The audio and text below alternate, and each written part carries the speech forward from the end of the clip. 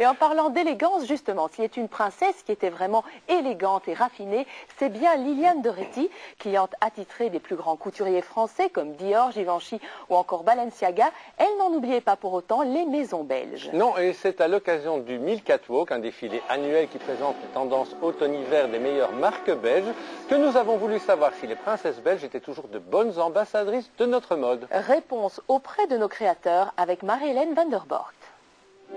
On se souvient que la princesse Liliane incarnait le glamour et l'élégance.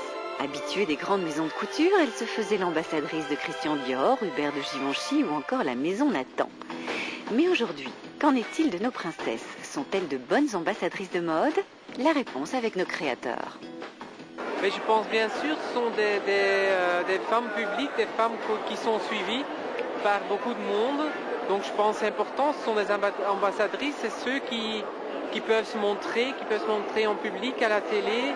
Et donc c'est important, je pense, pour nous, qu'ils nous supportent pour les créateurs. Depuis quelques années, le Milk Catwalk s'est imposé comme l'événement mode incontournable de la rentrée. Outre les tendances de la saison, c'est aussi l'occasion de découvrir ceux et celles qui font la mode d'aujourd'hui. Nous, on a eu la chance avec Caroline de Monaco qu'elle a acheté quelque chose pour sa fille, qu'elle nous a contacté pour sa petite fille et qu'en fait, on a donné comme cadeau un manteau dans le temps. Et en fait, elle a réellement porté ça pour, je pense que c'était le festival de films en Espagne.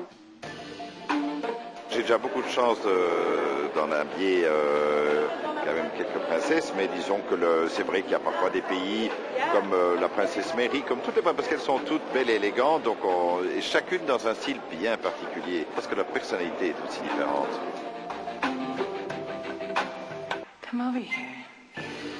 Je trouve que les princesses commencent à avoir vraiment une image beaucoup plus jeune qu'avant. Je trouve qu'ils osent plus.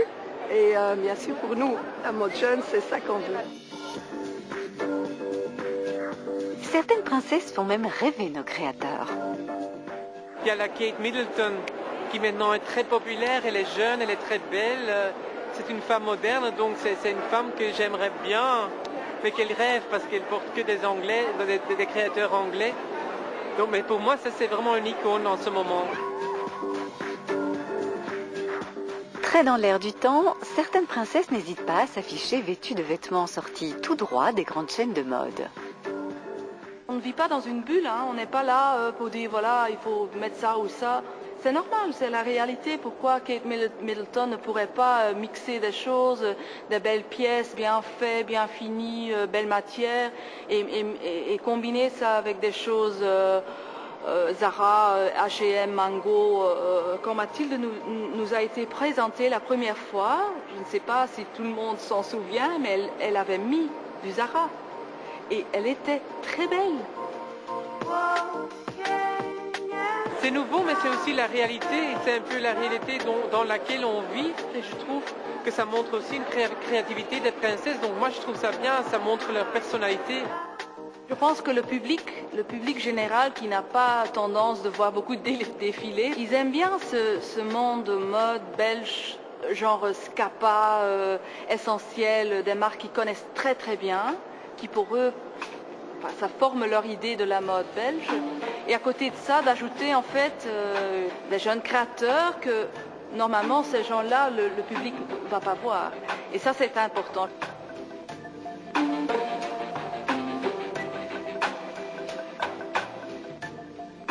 Et s'il fallait retenir une grande tendance pour cet hiver?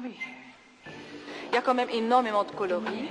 Les bleus, les rouges, les jaunes, tout est là. Je suis très heureuse de voir ça dans les rues, les jeunes. Et même les gens de 30, 40, 50, ils mettent la couleur. On en parle toujours vis-à-vis de la crise. On a tendance à prendre la couleur quand il y a la crise et on est en plein dedans. C'est une sorte d'échappe, oui, je crois bien.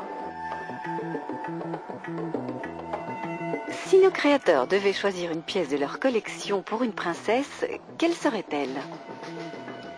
Ils ont vu la collection, il y a des pièces qui ont été déjà choisies. Évidemment, c'est le soir qui fait toujours rêver. Donc, il y a un coloris mordoré qui irait très bien sur la princesse Maxima. Et comme le coloris rouge irait très bien sur notre princesse Mathilde.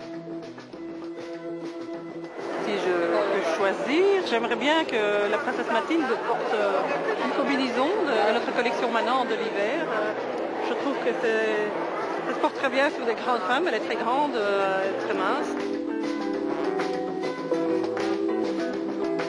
Celle-ci, je la verrai sur, c'est dur à dire, oui peut-être Charlotte de Monaco, je sais pas.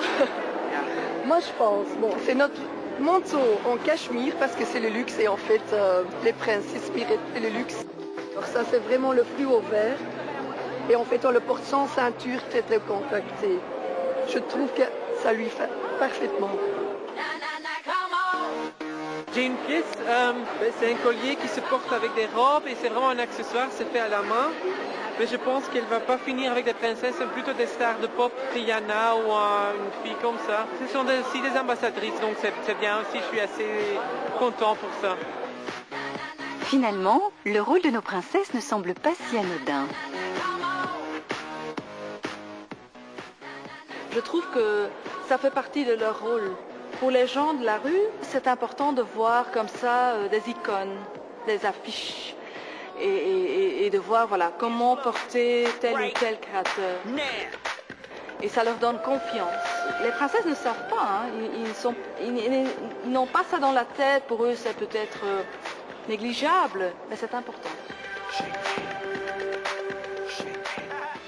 Les défilés, ça fait toujours rêver. C'est vrai.